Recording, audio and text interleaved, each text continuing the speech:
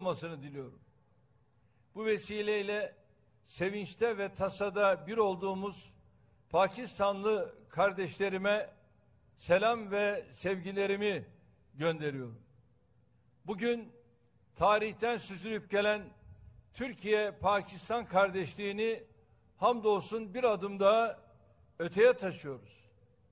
Geçen sene İslamabad'da yaptığımız ziyaret vesilesiyle yeni boyutlar kazanan iki ülke işbirliği inşallah her alanda güçlenmeye devam edecektir. Pakistanlı kardeşlerimizle özellikle savunma sanayi alanında çok ciddi bir potansiyelimizin olduğunu biliyoruz.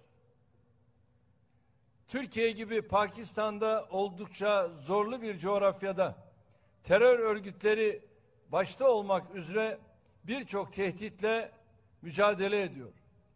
Bu tehditlerin bertaraf edilmesinde iki kardeş ülkenin birbirine sunabileceği çok ciddi katkılar olduğuna inanıyorum. Zira son yıllarda yaşadığımız hadiseler bize şu gerçeği tekrar göstermiştir. Savunma alanında güçlü, bağımsız ve teknolojik bakımdan yeterli olmayan milletlerin geleceklerine güvenle bakabilmeleri mümkün değildir.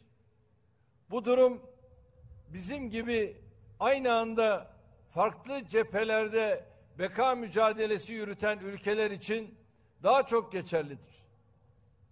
Türkiye hem milli güvenliğini garanti etmek hem de dostlarının haklarını savunabilmek için caydırıcılığını en üst düzeyde tutmak mecburiyetindedir.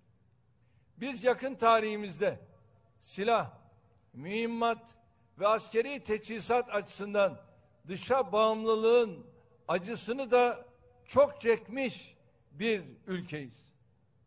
Kıbrıs barış harekatımız dolayısıyla uğradığımız